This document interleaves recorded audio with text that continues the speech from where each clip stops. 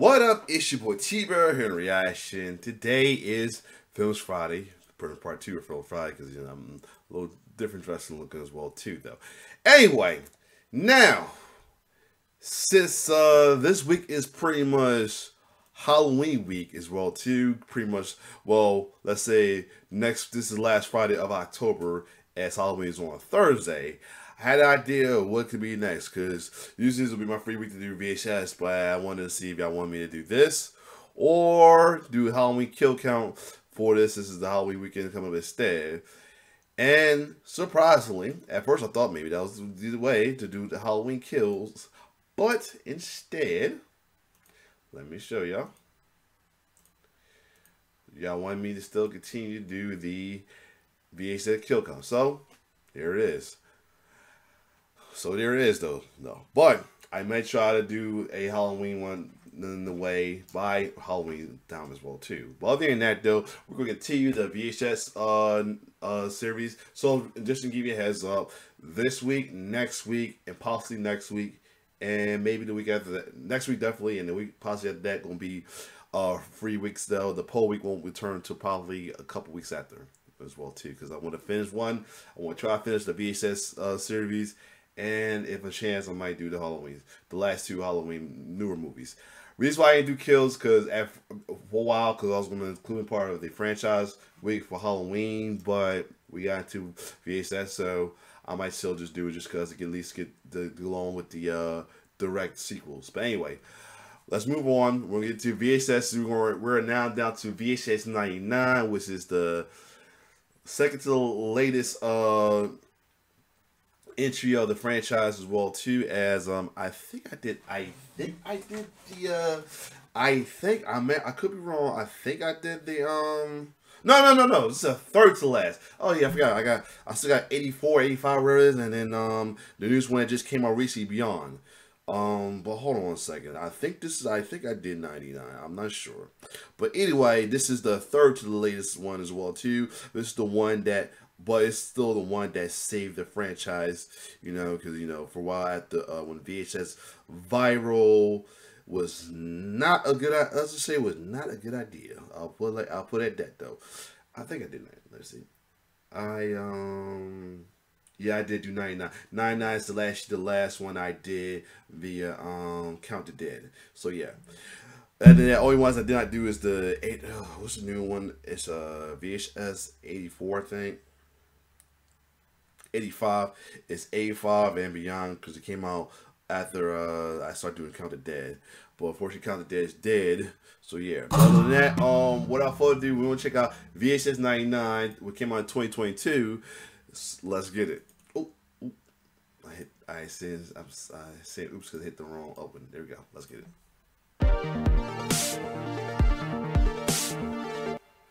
Welcome to the Kill Count, where we tally up the victims in all our favorite horror movies and show you how they were made. I'm James A. Janice. I'm Chelsea Rebecca. And I'm Zoran Y2K Compliant Gavoyage. And today we're looking at VHS 99, released in 2022. Following the smash success of VHS 94, a sequel was quickly put together. David Bruckner and Radio Silence returned to produce alongside series creator Brad Miska. They all guided a group of filmmakers entirely new to the franchise, some of whom had already made horror movies we've covered on the channel, while others would go on to create solid contributions to the genre. Their segments ranged from straight horror comedy to straight up disgusting, often pushing the franchise's already bizarro tone. Producer Josh Goldblum said the goal was to create complete lunacy. I think they succeeded. One reviewer likened the effect to watching a block of Adult Swim. The movie takes place a few years after the last one in 1999. The turn of the millennium was filled with Y2K anxiety, and VHS as a medium was on its way out. These segments vary in how 1999 they feel, but they've all got an unhinged energy that shows the series still has room to grow and explore, for better or worse. How many Y2 kills will be ushered in by this new murder millennium?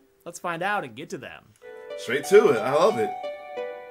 The movie begins with a stop-motion military short. At first, it seems like something a child would make, but pretty quickly you realize how creative and well done it is. I mean, shit's got a rack focus. It's so good, I almost want to put these 4 soldiers on the count after they get crushed by a tank. But I'll stick to the rules for now, as the segment glitches away and channel surfs past the Veggie Masher from the last film. Wait a minute, what's going on here? What's going on is that this one doesn't have a traditional wraparound, so your services are no longer needed.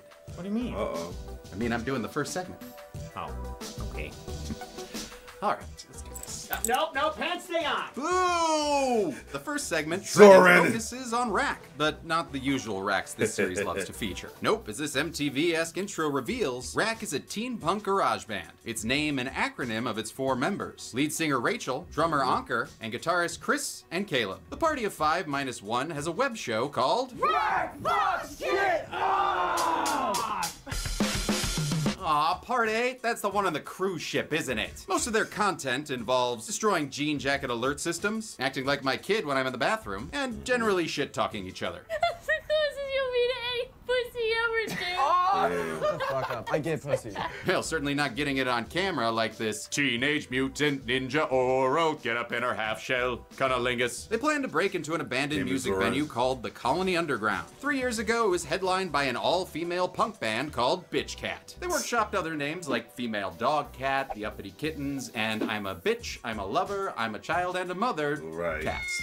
But that name would have gotten them sued. According to their 1995 demo reel, Bitch Cat were your typical counterculture fuck the man types. We weren't made by a corporation.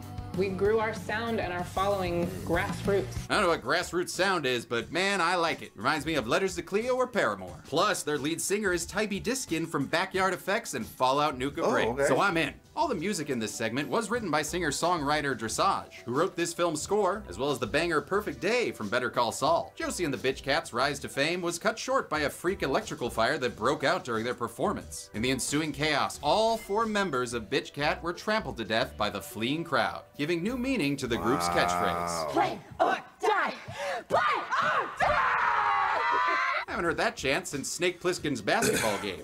Rack plans to perform on the burnt-out stage at the Colony Underground, and Chris even gets Tiffany dolled up for the occasion. Everyone in the band is pumped. Well, except for Ankur, who's just kind of their punching bag. He's worried about spirits he learned about growing up. There are these stories, okay? Hindu stories about boots. Boots? Yeah, dead people. Restless spirits with unfinished business. He says that Buddha, not that one, can take control of humans who cross them, but his friends just deride his beliefs. So that's why you went home and got a baggie of spices? They're like ghost-killing spices?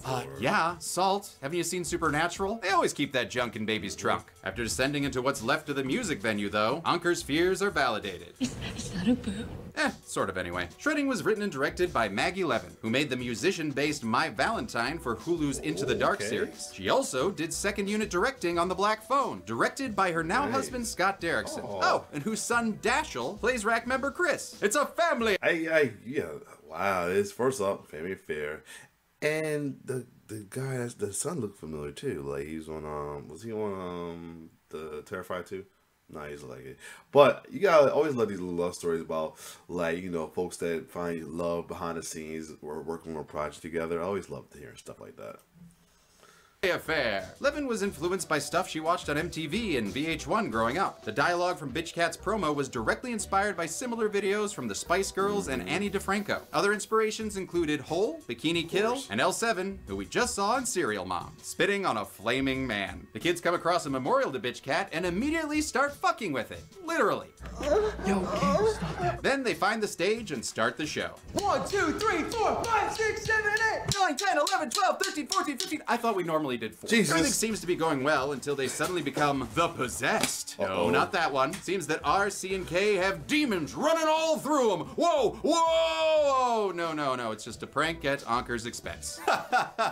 Your friends fucking suck, dude. Rachel kind of feels bad about giving Ankur so much shit. I'm sorry. But that moment of genuine humanity doesn't last long. Why can't you learn how to take a fucking joke, Spice Boy? Lord. Fuck you! But what this little drummer Spice Boy wants, what he really wants, is to pa-rum-pum-pum run out of there. All the rest fill some sex dolls. With Jello? Just how hard is it to crush 4 chicks to death? Oh, okay, I guess we're doing like Mythbusters now? Die, bitch!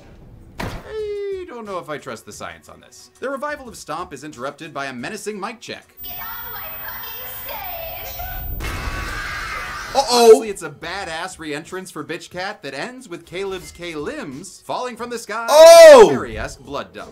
It seems their Jello side has awakened the members of Bitch Cat, who return as twitchy zombies straight off the Return of the Living Dead poster. They corner Chris in a hallway and give him the Captain Rhodes treatment, tearing away at his tummy tissue. I think, anyway. Honestly, it's pretty dark in here. Next up is Anker. Oh, no. Why are you still here, man? I thought you ran off. Well, it doesn't matter because Deirdre, the green-haired gem rival misfit, goes after him. But he says, "Get away from me, you bitch cat!" and Spice bays her in the face, forcing this bassist to play her own dead note. Unfortunately, he runs out of spice. And this anchor is dropped onto the count. I mispronounced it for a joke.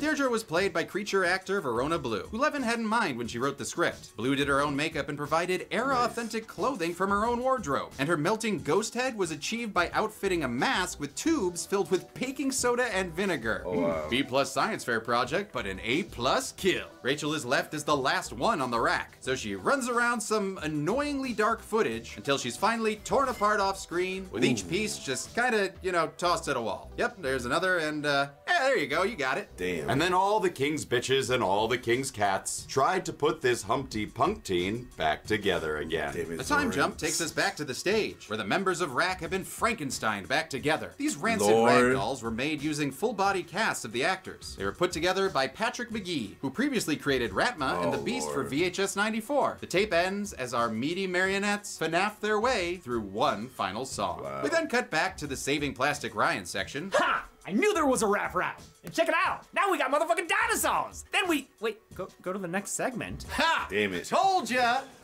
Bro, I'll do the next one. Cool. I'll just be here. Leave. Got it. This one is called Suicide Bid and follows college freshman Lily as she rushes the top sorority on her campus. It's a competitive process, but she thinks she has a better chance than her roommate Helen. I mean, you really think they'll say yes to people like us? No. Not us. She decides to make a suicide bid, meaning she won't apply to any other sororities. It's high risk, high reward, and seems to pay off, since we cut to Lily letting loose with a group of sisters. Imogen, Lucy, Hannah, and their leader Annie. Ooh, Annie kinda got a Parvati vibe. There's also a camera girl named Lindsay, whom we never see or hear, but she's there, I swear. Hey, Lindsay. See, I'm not lying. The Black Widow Brigade gets Lily wasted and leads her into the campus mausoleum? Are these tall girls working for the tall man? They tell Lily an urban legend about a freshman named Guillotine who rushed their sorority 20 years ago. She was desperate and alone, just like you. Wow, these are just the meanest of mean girls. As part of a hazing ritual, Guillotine was buried alive in a coffin, but her sisters forgot to dig her back up. Probably too much brunettes. When they finally came back a week later, the coffin was empty. Some say she just crawled right through into the underworld. And if you listen closely, sometimes you can hear a knocking sound. The sisters offered Lily a place in their sorority, but only if she pulls a guillotine and spends the night 6 feet under. Man, you think people in this franchise would know not to fuck with any chicks named Lily. Right. She's given a camera to record her experience, as well as a special box of courage. Only open it when you're your most scared and about to pull the cord. It'll give you strength. With that, Lily descends into the dirt. At least the coffin has a little glass window she can see out of. That's not, oh, never mind. Suicide Bid was written and directed by British filmmaker Johannes Roberts, whose work we've seen on the channel with The Strangers Pray at Night. His other films include 47 Meters Down.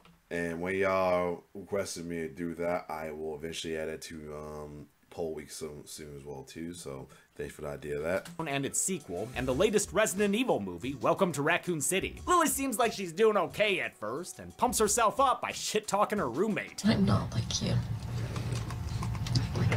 Helen's gonna watch this later and be like, why are you so obsessed with me? 15 minutes in though, Lily gets nervous when she hears scratches and thuds. It's the plastics, of course, playing into the guillotine legend. It causes Lily to open her box of courage, only to find it full of spiders that start crawling all over her. Big props to actress Ali Ionitis, who was lying in an actual coffin with actual spiders. Oh my god! Actual face. They filmed this segment in a real cemetery in Pasadena, with a grave dug by a SAG-registered funeral director. For some scenes, Ionitis was set down there with the camera and just kinda had to figure out what to do with it. Lily yanks on a rope tied to a bell and begs the sisters to let her out, but they're too busy dancing in the rainstorm that just broke out. Campus security rolls up nearby, and the girls don't want to risk getting expelled. They knock down the bell and scatter, saying they'll come back later to let Lily out. Lily has a moment of reflection and records another message for her roommate Helen. If you ever see this, I just want you to know that I'm really sorry. You're my best friend. Helen's all like, we were assigned roommates and met last week. The rain starts filling in the rest of the hole, causing Lily's coffin to get creaky and leaky. Sounding like the Titanic in this bitch. It's actually legit horrifying, and gets worse when an undead guillotine presses her face against the window. She eventually breaks through and gets all up in Lily's face like a deadite as the camera shorts out. The guillotine mask was also created by Patrick McGee, who used small pull cables to control its facial movements. The next morning, the sisters return to find the waterlogged grave. Are you fucking filming right now? Classic Lindsay. You guys should probably delete that footage, though. Imogen swims down to rescue Lily, but finds that the coffin is empty. Unable to explain what happened, the girls agree to take the incident to their graves. That happens faster than expected, since 1 week later, they're all waking up in their own coffins with their own cameras. Except for Lindsay. She gets a pass, I guess. Annie is confronted by an undead Lily, who explains that she traded their souls to Guillotine in exchange for her own. I made a deal with Guillotine that if she let me go, I'd give her as many sisters as she could possibly want. Wow, never seen such an articulate zombie before. Oh wait, the half corpse in return. Yeah. She was downright poetic. The tape ends with the 4 girls trapped underground to die, future members of Team Guillotine. We briefly cut back to the stop motion interlude, where the army guys fight a rat monster, maybe as a nod to Ratma. It's pretty cool, but that's all we've got for the interlude, so on to the next segment. Chelsea, Rebecca, come on down! Oh my god! I told him not to temple guard me. Oh, fuck. The third segment is called Ozzy's Dungeon and begins with an episode of a children's game show with the same name. Wow. It's an homage to obstacle course-driven Nickelodeon shows like Double Dare, Guts, and Nick Arcade, but it mainly reminds me of Legends of the Hidden Temple. That's what I'm saying, from its outfits to its showcasing of kids just like you. Any hidden talents out there I should know about?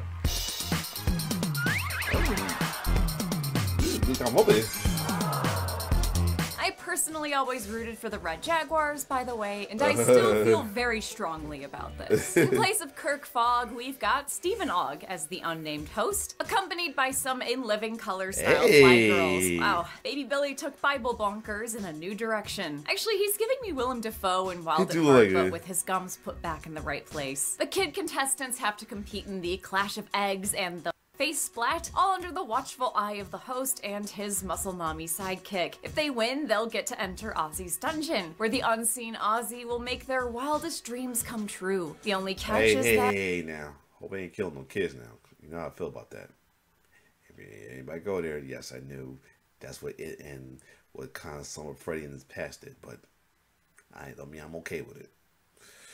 Literally no one has gotten to the end yet. Not surprising, since this show is wildly unsafe. During the first dungeon crawl, one contestant eats shit so bad she has to get taken out on a stretcher. Damn, sucks to suck. You don't want to get dunked on, fool. Good thing they've got highly trained EMTs. This entire thing is so spot on to me for 2 crucial reasons. 1, it understands how fixated 90s Nickelodeon was with goop and slop and mess. Yeah. And 2, it also understands how fucking terrifying Legends of the Hidden Temple actually was. On that show, if a temple guard caught you, you were violently pulled into whatever was behind the temple. My imagination went crazy with this as a kid, and I have a feeling the same fear of the unseen side of the temple inspired this segment. Ozzy's Dungeon was directed and co-written by Flying Lotus, a musician and music producer who made his first foray into feature filmmaking with 2017's Kuso. I'm a long-time Flying Lotus fan, and I was lucky enough to see him live back in 2010 at the Ann Arbor Film Festival. There he scored the 1962 animated film Heaven and Earth Magic live. It's one of my all-time favorite film experiences, and it's been so cool as a fan to watch his artistic journey since. Flying Lotus, go on Dead Meat Podcast. The second challenge sees contestants catching saucy turkey legs in their mouths. This is like an early Survivor challenge that gets retired because someone fractured their orbital bone. By the end of it, there are only 2 kids left. Timmy from Los Angeles and Donna,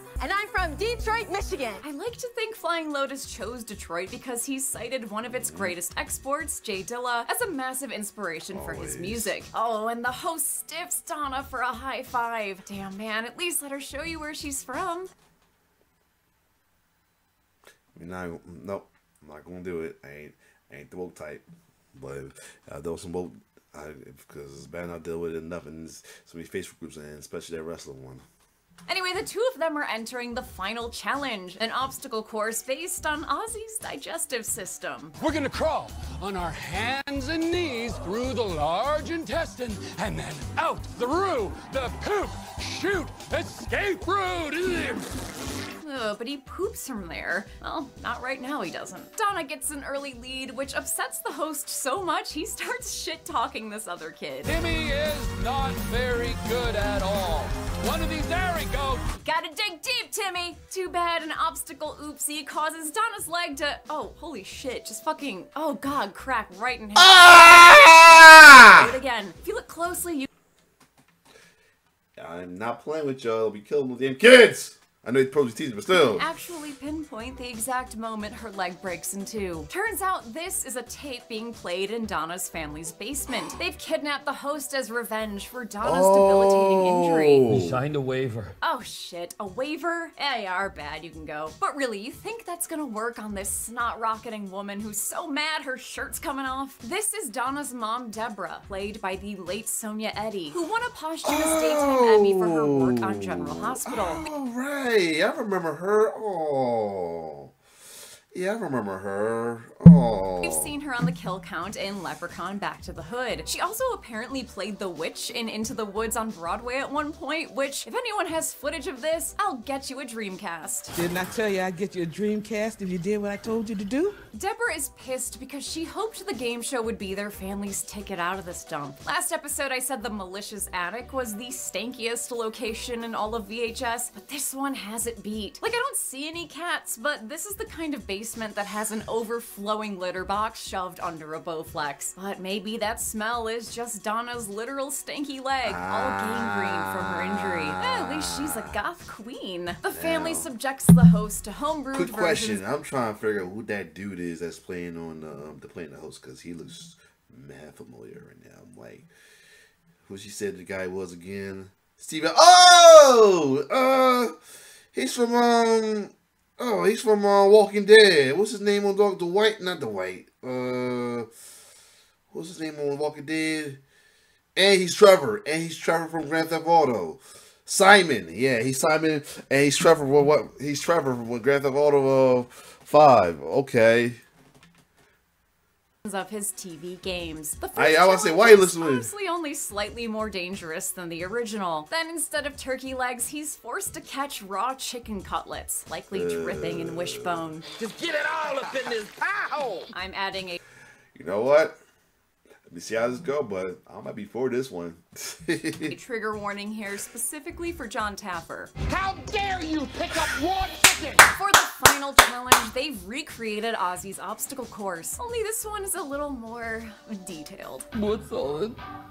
The brown stuff. Man, don't ask questions you don't want to know the answer to. If the host can't beat the buzzer, he'll get a face full of this spicy Mountain Dew. Talk about Livewire. In the movie's nastiest scene, we watch this guy slip and slide his way through the putrid play place. Zoran and I argued over who got to do this segment, and wow, I think we both forgot how much there is in it. God, y'all know I feel about poop.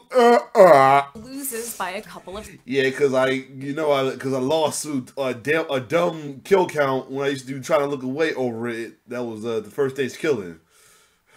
Seconds, earning him a flesh-melting flu shot. Before they inject him, though, he offers them a deal. In exchange for his life, he'll take them to Ozzy so Donna can have her wish granted. Damn, he caved fast. This lady would have found Bin Laden the next day. They agree, and everyone bundles into the van for a family trip. Wow. Dads, do be listening to Detroit's home for smooth jazz V98.7. I can confirm. I kind of want to know who's the other than Silent Eddie RP. Who's the other family in there? I was trying to see who the son was, wherever it was, but yeah, RP to her though. Anyway. While the show itself has since been canceled, the mythical Ozzy remains in the studio under heavy guard. Deborah recaps what they're all gonna wish for. New car. $15 million, okay? $15 million, ma'am. Maybe I'll jump. Like I say, I just confused on pulling the fist up because I feel like some shit about to happen. This is Nickelodeon. Best we can do is a trip to space camp. Fine. Oh my God, yo, yeah, Nickelodeon was like literally prizes for kids. I'm tell you right now. That I enjoy as a kid, but if I'm growing up as a grown up, I would be pissed off about them prizes because it's not for me. I mean, it's for the kids though. But yeah, but that was the main one. The space camp trip is always the main one. Lotus took a lot of inspiration from his own family and created Deborah as a horror villain version of his own mom. The host sneaks them in backstage and leads them into the actual Ozzy's dungeon. Wait, Muscle Mommy, what do you do? Do you live back here? What is your life like? Lying on a slab at the heart of the dungeon is an overgrown Ozzy. Donna steps forward to make her wish, but it's not to make her family rich and famous. Amongst all the poop and stuff, this segment has real commentary about kids being exploited for entertainment and personal gain. Deborah's been giving hardcore showbiz parent vibes. Don't nobody want to see that on the big screen. And apparently Donna's sick of it, since whatever she says causes Ozzy to split open and reveal his true form. He looks like Delia Dietz's sculpture brought to life. Again, Ozzy fires a ray of light that melts the faces of the host, Deborah, and her father. Host all of this to avoid getting his face melted, only to get his face melted. The tape ends on a freeze frame of Donna looking awfully satisfied. Wow. Okay, this was fun and all, but well, I just feel like I set my fist up for for our people, and fist up for them overbearing parents who push their kids to start, in which we have dealing with. Before sad, we were dealing a lot of kid stars, growing up to fucked up for growing up pretty fucked up. And it's not just what they've been through, it's also sometimes it's the parents, the star mom, the star dads, the parents that's controlling, trying to get into this world too though. And that's why the one girl from iCarly has a book called I'm glad my mom's dead or something like that. Anyway, I mean, fucked up title, but there's a reason why she said it. Anyway, let's keep going. But I've got a game show to win. Hunt, you know those are all rigged, right? Why don't you believe it? Yeah. We ever so briefly return to the army men, who are all of a sudden smooching. What the fuck are you doing, loser? Hey, is that my camera? Don't take over my new. Turns out these interludes were a backdoor entrance into our next segment called The Gawkers. The retro Red vs. Blue show is the creation of Brady, who's been using his older brother Dylan's camera. Dylan's friend group consists of Kurt, Mark, and friggin' Boner. Yeah, he calls himself Boner. Rocking those Scotty 2 Hottie sunglasses too. Being bored, dumb suburban boys with a video camera, they get into all sorts of idiot antics. I am embarrassed by how much I relate. Okay, what do you want for lunch? Hot Pockets. Oh. It's a direct hit. When they're not finding giant snakeskins in the woods, they're talking about Y2K. I think the world ending is more likely than you getting laid, bro. Since plenty of you were now born after Y2K, I'll explain. It was a legitimate concern that computers would malfunction in the new millennium, since they'd get confused by the year 2000 and think it was 1900. Ultimately, it ended up being fine, but that's only due to the tireless work of countless programmers who made software and hardware Y2K And thank God I was still in high school and not working in IT around the time, because I felt for the IT guys. And looking back, I know I had some coworkers who do my years of IT working that might worked around Y2K, so I feel for them. And anybody who I didn't work with, I still feel for y'all. I know dealing with the stuff we doing now in the IT world, I knew it had to be a BITCH when around 99 and the early 2000s. Compliant. I salute them. The group loses their idiotic charm when they start trying to sneak upskirt videos of random girls. The pubescent criminality doesn't stop there either. They start creeping on Dylan's sunbathing neighbor Sandra, who just moved in across the street. Thing is, she seems to be making it easy for them. Right. She mentions that she's out there washing the car in Daisy Dukes every damn day. Maybe it's a Greek thing. At least I think she's... There's a white Miss Parker. Greek, given all those statues in her yard. And she's always making Saganaki. Opa! They're pulling a peeping Tom when they see Sandra get a delivery from a dorky dude who thinks he has a chance. Not the dance! Not the dance. It's a brand new computer, and she hires none other than boy pup Brady to help her set it up. Brady's the constant butt of his brother's jokes, but his new gig finally makes him one of the boys. He's got more game than his big bro. Yo, shut the fuck up! Almost. The Gawkers was directed by Tyler McIntyre, who co-wrote the script with frequent collaborator Chris Lee Hill. The two also created the teen slasher Tragedy Girls and have story credits on Five Nights at Freddy's. Last year, McIntyre directed Michael Kennedy's script, It's a Wonderful Knife. He had his lead actor Luke Mullen do a lot of the filming himself with an era-appropriate camcorder. Nice. They went through a couple of cameras trying to get the right look, ultimately landing on the Sony Handycam Hi8. Dylan and his friends convinced Brady to install spyware on Sandra's webcam. He successfully pulls it off, earning him beer and approval. It shows how this kind of behavior can be reinforced and promoted. He was a kid 5 minutes ago. This gentleman is a man. Brady starts to feel guilty when things start getting real. Just feel like a creep. Dude, we're just having some fun. I know, it's just... She trusted me, man. Just shut it off. We will.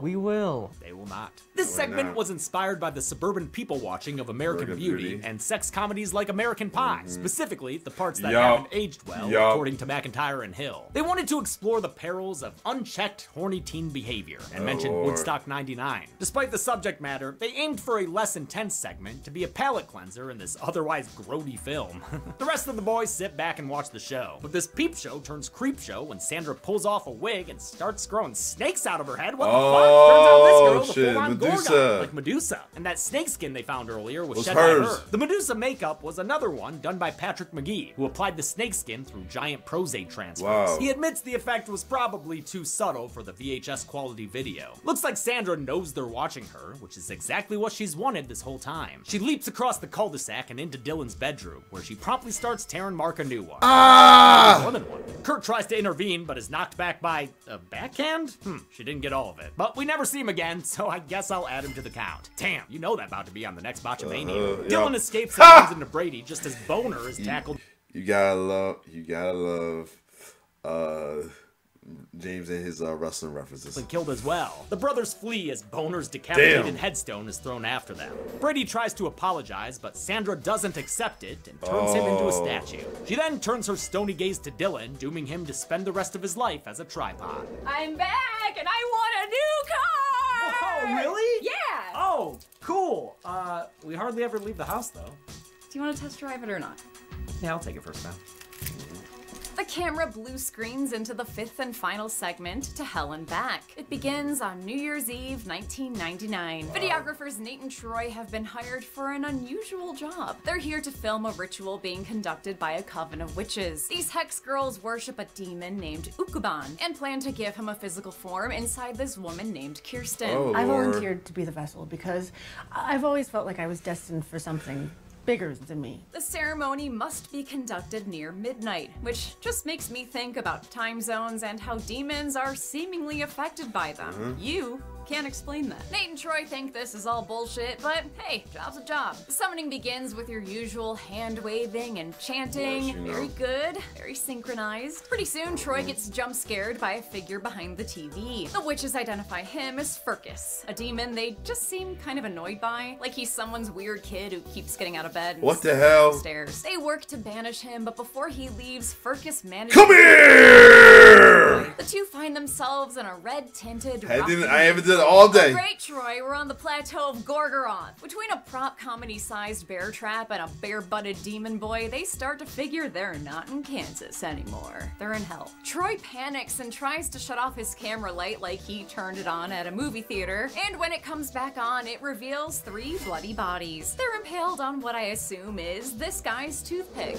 I love this big Chernobog guy. This version of hell is so chaotic, we don't know if he's a devil or the devil or something else entirely. While running around, the guys encounter their first friendly face here, a scrabbly, scabby woman who confirms their situation. Oh, thou art fresh.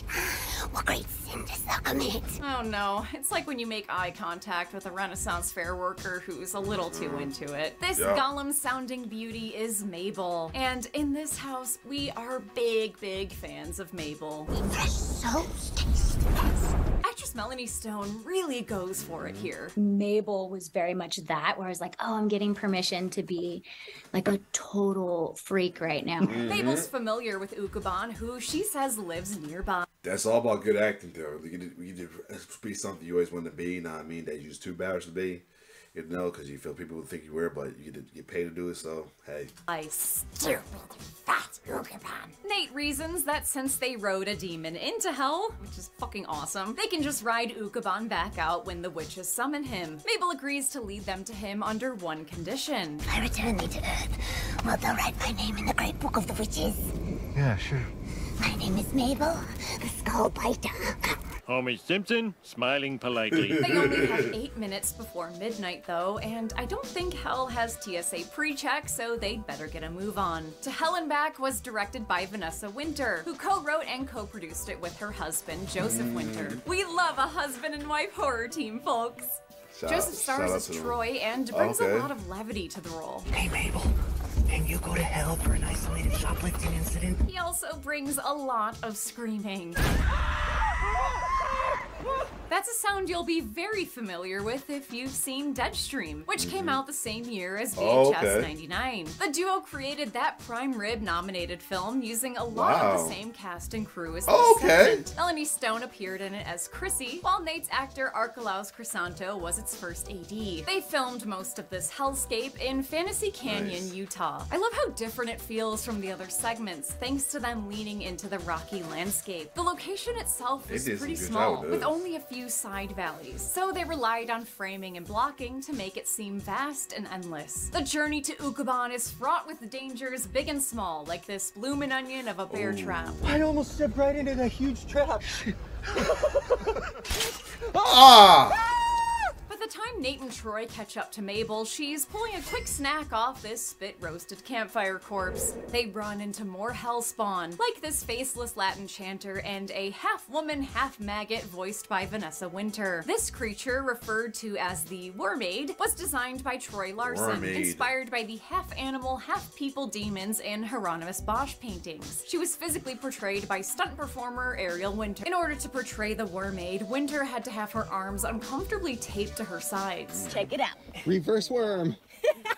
This segment's got a ton of fun, practical creatures who were designed to reflect Hell's social structure. Kudos to the performers wearing heavy makeup in the middle of the desert. The lucky ones got to shoot in front of a green screen. Mabel fends off the Wormaid with that roasted arm she pulled off, then announces they've arrived at Ukuban's back door. Never trust a weird little guy, though. They will bring you to a giant spider lair. They crawl their way past the webs, out of the orifice, and past some more tortured souls. Shout out to Cage on Head Lady. This feels like one of those old school circles of hell for moneylenders and flatterers. Troy arms himself with some shit off the side of the hill on the cool. A very tiny trident before the group reaches Ukuban himself. They're attacked by the demon's robed followers who look like they'd be bad guys in TMNT. When Nate gets overwhelmed, he tells his friend to go on without him. Instead, Troy uses his giant salad fork to stab one cultist in the neck before nutshotting another and slashing him to the ground. The beefiest Slipknot member nearly throttles Troy to death before Nate intervenes and stabs him to death off screen with his trident. Very spurty. While they tried to do all the blood effects practically, a few didn't work on set, so they were augmented with VFX in post by Radio Silence and VHS 94 alum Justin Martinez. Mabel tries to join the boys, but she gets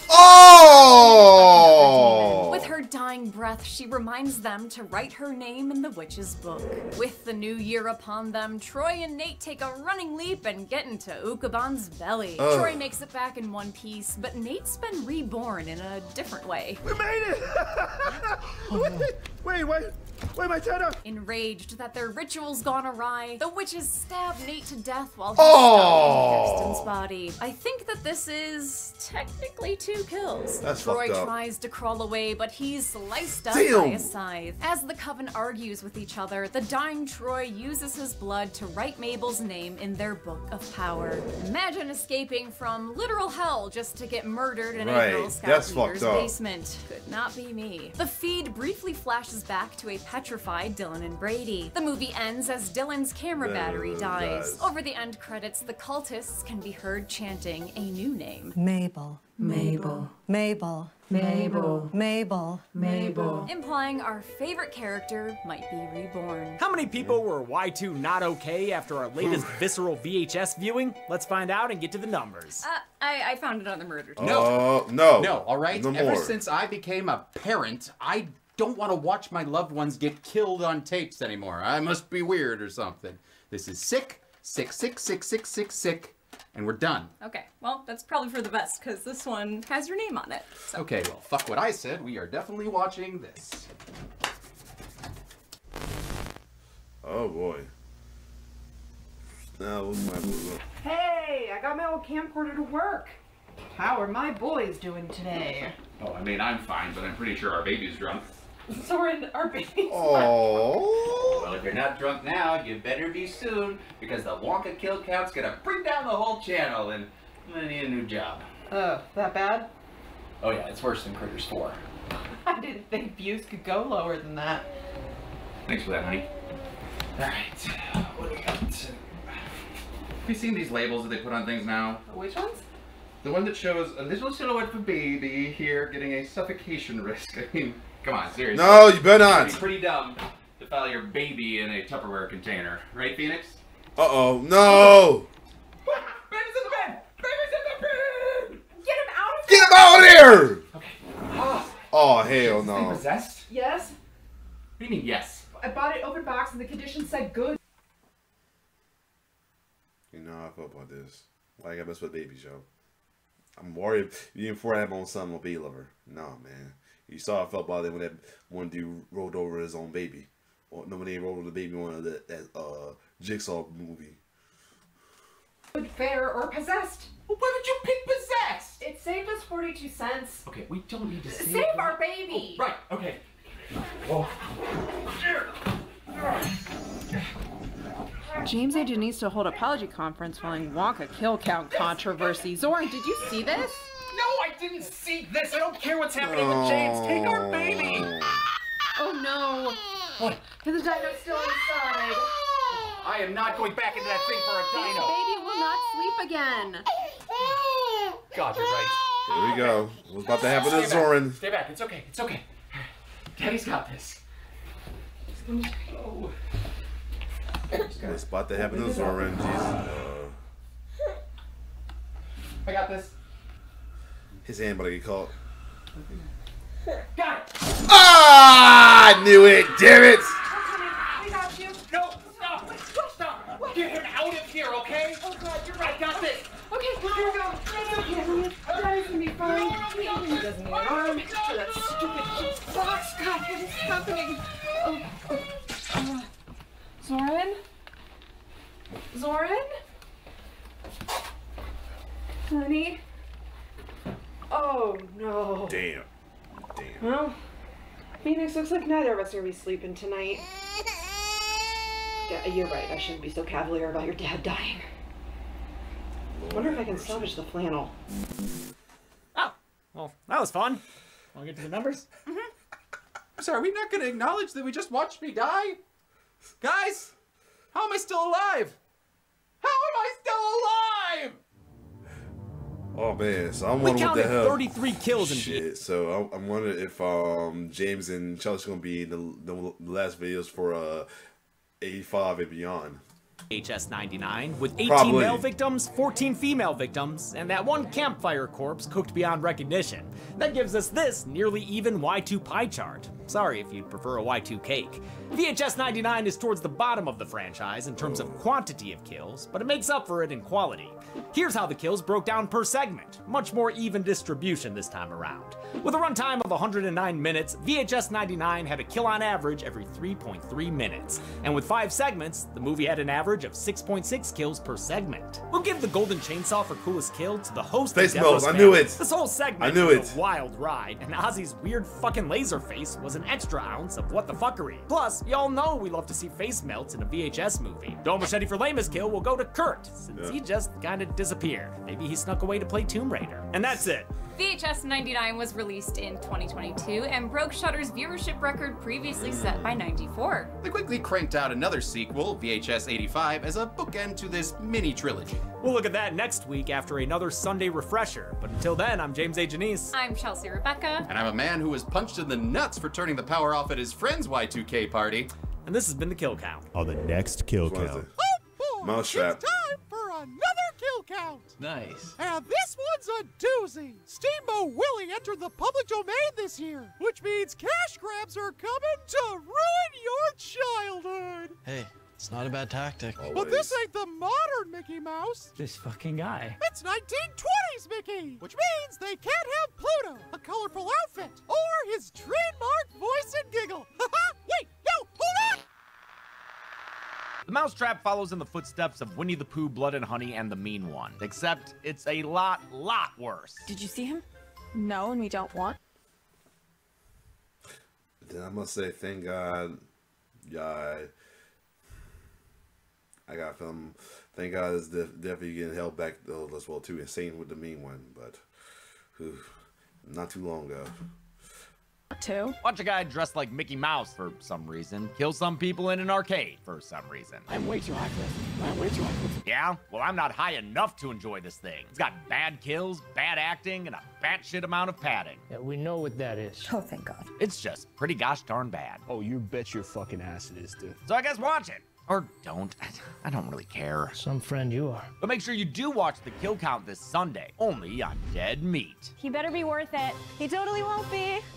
The Mousetrap can currently be watched on the pictured streaming platforms. Dead Meat always recommends you watch the movie for yourself before its kill count. It's the only way to have your own properly informed opinion. Kill counts are never meant to replace the experience of watching a film. Thanks a lot for watching this kill count for VHS 99, which is the 5th one. We're 5 in. They're all blending. They're all blending together. I died in this episode. Yep. So I guess we gotta talk about Zoran. Zoran started as an editor for us in 2018. Yeah, with Ice Cream Man. Very first one I ever did for you. And then... Did I do They Talk first, or did I do hosting first? I forget. I don't remember. I did so many Tremors movies. Thank you for covering during that first break that was that I took that was maybe too long away from the kill count. No, it was not. And then also, obviously for last year, really helping out. And your episodes are great, very funny. The critters. They are. He definitely brought some gold for this though. Other than that though, so next week depends. I might still do VHS. What is it? 85, but I might do some early kill counts during the weeks. This was Halloween week. Who knows? Other than that, it's your boy T-Bird signing off. One love.